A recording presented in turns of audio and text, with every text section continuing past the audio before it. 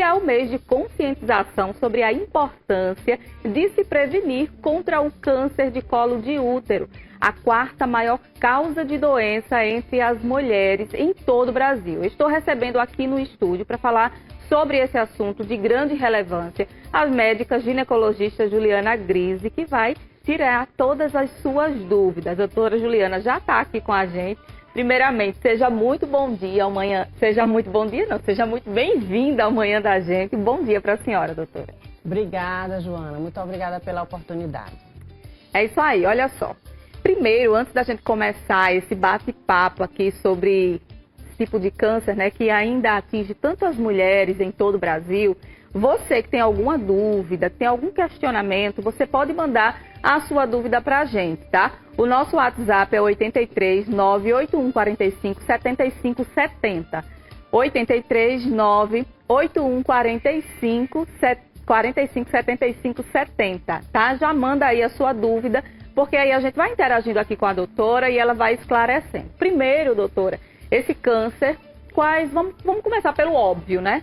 Quais os sintomas? Como a mulher ela pode perceber que tem algo de errado ali no corpo, né? Que o corpo manda sinais e deve procurar o médico. Quando é que deve acender aquele sinal de alerta? Pois é, Joana, uma grande dificuldade da gente fazer a prevenção do câncer de colo de útero é por conta justamente disso, que a gente não tem tantos sintomas. Na verdade, a gente não tem sintoma nenhum. A gente precisa ficar indo fazer a coleta do citológico, que é aquela rotina da mulher, anualmente ou trianualmente, a depender do seu caso, mas sintoma realmente não tem. A gente só vai ter sintoma quando já está instalado o câncer de colo de útero, que é o que a gente não quer. Então, é um vírus chamado HPV que a gente adquire e ele é muito silencioso. Então, se a mulher não for ao posto de saúde, ao ginecologista para fazer a coleta do citológico, ela não descobre essas lesões, justamente porque ela não dá sintoma nenhum. Então, é muito importante estar em dia com a saúde. Isso. Ir ao médico, fazer o citológico, que é um exame que toda mulher, né, tem que fazer e é disponibilizado também na rede pública, né? Isso, o posto de saúde é feita a coleta tanto pelos médicos quanto pelos enfermeiros de unidade de saúde da família e de maneira eletiva, né, particular, se quiser fazer com ginecologistas em vários pontos da cidade, né? O que a gente percebe de grande dificuldade é que realmente as mulheres não vão fazer a coleta, né? E aí isso é que dificulta bastante, porque o HPV ele é bem lento, né, na evolução dele. As pesquisas dizem que em média 10 anos o HPV passa, sai dessa manchinha para evoluir para o câncer. Então, esse período todinho a mulher tem para procurar o ginecologista e fazer a prevenção. Mas, infelizmente, em alguns casos, a gente já descobre quando a paciente está com dor, sangramento na relação sexual, com dor abdominal, aí já é o câncer. Aí a gente realmente já tem que enviar para o oncologista. Então, quando a mulher começa a sentir um certo desconforto, os sintomas começam a aparecer, isso aí é muito perigoso. O câncer já pode estar num estágio avançado e aí dificulta a cura. Isso, exatamente. O que a gente quer, enquanto especialista, é descobrir essa doença antes do câncer se instalar, o que é totalmente possível. Então, é esse período médio, né, de 10 a 12 anos, que a gente quer descobrir, porque existe cura, a gente faz uma cirurgia que é chamada conização por CAF, ou conização ao bisturi frio, para retirar essas lesões do HPV e evitar que a mulher passe por todo esse processo do câncer de colo de útero. Tem uma faixa etária que pode acontecer ou mulheres de qualquer idade podem ser acometidas? A gente percebe, em sua grande maioria, em pacientes acima de 30 anos, mas eu já tive pacientes abaixo dessa faixa etária com diagnóstico de câncer de colo de útero. Isso também pela questão da precocidade do início da relação sexual. Então, aqui no Nordeste, a gente observa que as meninas começam a menstruar e já começam a ter relação. Cerca de 12, 13 anos já estão tendo a primeira relação. Então, se você somar aí há 10 anos, com 23 ela já pode estar com uma lesão muito avançada. É muito importante, doutora, falar sobre isso, porque uma coisa leva a outra, né? A senhora tocou nesse ponto da sexualidade, de iniciar a vida sexual precocemente. Qual teria uma idade, assim, que seria o ideal para uma mulher começar a ter relação sexual ou não? Olha, não tem um ideal, mas o que a gente vê enquanto estudioso dessa parte de HPV é que o quanto você empurrar um pouquinho mais para frente é melhor em termos de prevenção. E a vacina, né? A vacina que está disponível, né, nas unidades de saúde da família, meninos e meninas entre 9 e 14 anos, é a vacina quadrivalente contra HPV, são apenas 2 doses, que se aplicadas quando o menino ou a menina virgens, a proteção é extremamente alta para evoluir para câncer de colo de útero. Ela pode até ter a lesão, mas aquela lesão raramente evolui para câncer. Basta 2 doses vitalícia para a vida toda, que aquela menina e aquele menino já vão estar protegidos. E aí a vacina também passou a ser disponibilizada na rede de educação, né, nas escolas, para que essa população, essa faixa etária, tivesse acesso o mais rápido possível, quanto antes, justamente por causa da importância da prevenção, né, doutora? Isso. Como a gente tem essa precocidade do início da relação sexual, se a gente conseguir vacinar esses meninos e meninas no período ainda que não tiveram contato sexual, a gente tem aí uma proteção acima de 90% para que aquela menina não evolua.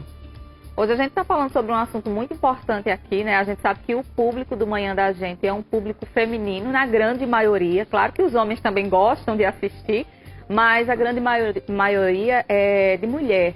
Então, falar sobre essa campanha, o Março Lilás, né, uma campanha de prevenção, uma campanha que leva informação. De repente, a mulher que está ali em casa assistindo, ela vai acender a luzinha, ela diz, não, vou fazer o exame porque eu preciso. Queria que a senhora falasse agora sobre fatores que podem acelerar ou podem ajudar a desenvolver essa doença. Existem alguns fatores, tipo alimentação, não sei, tabagismo? Isso, super importante essa tua pergunta.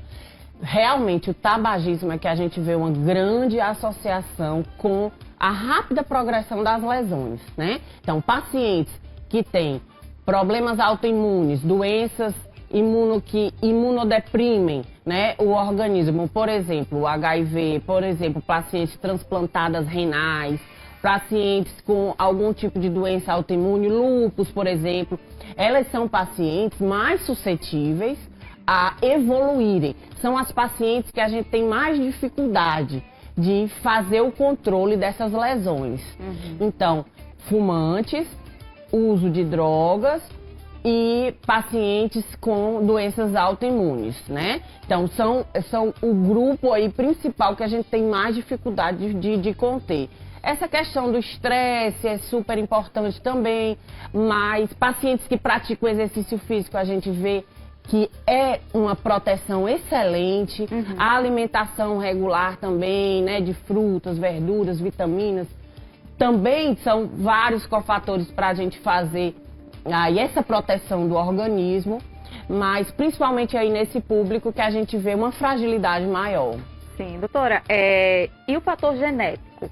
Pesa aquela pessoa que já teve um caso na família, né, de câncer de colo de útero, essa pessoa, ela tem a probabilidade maior de também desenvolver a doença? É uma pergunta super frequente, super pertinente.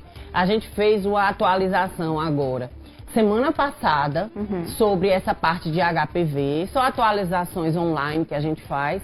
E eu fiz exatamente essa pergunta, porque até o momento não foi provado que existe essa tendência genética. Então, se a sua mãe ou sua irmã teve um câncer de colo de útero, até o momento não se tem dados científicos que provem isso, que essa pessoa tem uma chance maior. Mas a gente, enquanto especialista, acredita que sim.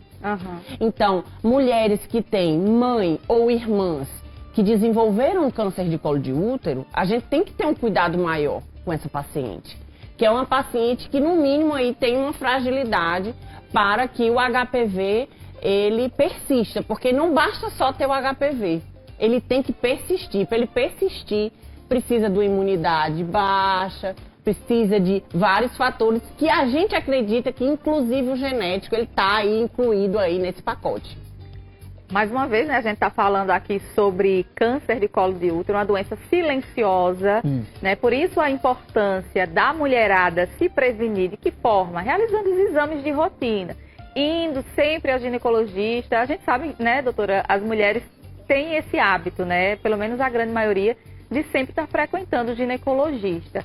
Se o câncer, esse tipo de câncer, ele for descoberto no começo, claro, as chances de tratamento, de cura são maiores. Mas se for descoberto já num estado avançado, como é o tratamento? Deve, com certeza, muito mais difícil, né? Se for descoberto já no estado de invasor, né, câncer invasor, aí a gente tem que fazer o estadiamento. Estadiamento é quando a gente faz uma ressonância de pelve na paciente, vai ver o quantos centímetros foi invadido ali naquele tecido, se ainda dá tempo de eu fazer uma esterectomia, porque muitas pacientes dizem, eu desenvolvi um câncer de colo de útero, é só fazer uma esterectomia. Não, tem estadios oncológicos que a gente não pode fazer esterectomia. Então, já tem que partir direto para a BRAC, que é a radioterapia ali dessa parte genital inferior, e para a químio. Então, quando está muito inicial, a gente ainda consegue fazer uma esterectomia. Depois que passa do estadio 1 a 2, a gente já não consegue. Aí já tem que partir direto para a BRAC e para a químio. A gente falou muito, está falando, né, na verdade, sobre prevenção. A senhora já disse a importância de se fazer o exame. E de quanto em quanto tempo a mulher tem que ir ao ginecologista? Bem, a recomendação do Ministério da Saúde é que sejam realizados 2 coletas anuais a partir dos 25 anos. E se essas 2 coletas de citologia forem normais, liberar a mulher para uma vez a cada 3 anos. E citologias normais. Porém, se o ginecologista, durante o exame, ou o médico do posto de saúde, observar alguma alteração, alguma lesão, alguma área que ele tem suspeita, ele pode já enviar para o secundário, que é através do exame da colposcopia. E aí a gente tem uma pergunta aqui, alguém mandou uma pergunta, vamos ver aqui, aparecer aqui no telão pra gente, olha só. Bom dia, doutora, tenho 66 anos e quando tenho relação sexual sinto dor. Qual exame devo fazer? Pronto, essa faixa etária de 66 anos, geralmente a causa da dor, ela é ressecamento, atrofia. Por quê? Porque geralmente essas mulheres de 66 anos, elas têm no mínimo uns 12 anos de menopausa. Então, a partir de 3 anos de menopausa, a gente já percebe bastante ressecamento. Então, o exame que você deve fazer é o exame ginecológico, né? A colocar o aparelhinho para o ginecologista observar e avaliar o quão ressecado está as paredes vaginais e o colo do útero. Mas isso tem um tratamento, é tranquilo, são cremes vaginais e a mulher ela volta a ter hidratação e a sentir prazer durante a relação e não apenas sentir dor. É muito importante a gente falar sobre isso, porque existia um certo tabu, né, sobre esse assunto. As pessoas tinham vergonha de perguntar e deixavam de ter qualidade de vida. Então, o acesso à informação é importantíssimo, né? Mas a mulher de 66 anos tem uma certa dificuldade e agora pode procurar tratamento para isso. A gente tem mais uma pergunta, vamos ver. Vai aparecer aqui, olha só. Bom dia, ter HPV é premissa para desenvolver câncer no colo do útero. A gente já falou sobre isso, mas a doutora pode falar mais uma vez. É super importante, né? A sua pergunta, parabéns, você que enviou essa pergunta, que é super pertinente. Então, vamos esclarecer. O HPV é uma doença extremamente comum, presente em cerca de 80% dos casais no mundo. Então, não é só aqui no Brasil, não é na Europa, não, é no mundo inteiro. Acontece que não basta só ter HPV. Ele tem que ser um HPV persistente. Ele tem que ficar no seu organismo muitos anos para que ele venha causar uma lesão e essa lesão venha causar câncer. Então, não basta só ter HPV. O HPV, sim, ele é necessário, mas ele não é a única causa. Precisa que sua imunidade esteja baixa, você não se cuide, use o uso de drogas que faz com que você tem um enfraquecimento da imunidade, demore muito para descobrir que tem uma lesão. Então, todos esses fatores é que fazem que você evolua para um câncer, e não apenas a presença simples do HPV. Doutora Juliana, muito obrigada, viu, pela sua presença aqui. Foi muito esclarecedor. Março Lilás, o mês de março está no final, né? Mas aí a campanha deve continuar o ano inteiro, porque a gente precisa cada vez mais falar sobre esse assunto, que leva informação para a mulherada e é muito importante. Muito obrigada, foi muito esclarecedor. Eu que agradeço, Joana. Tá bom, então. Olha só.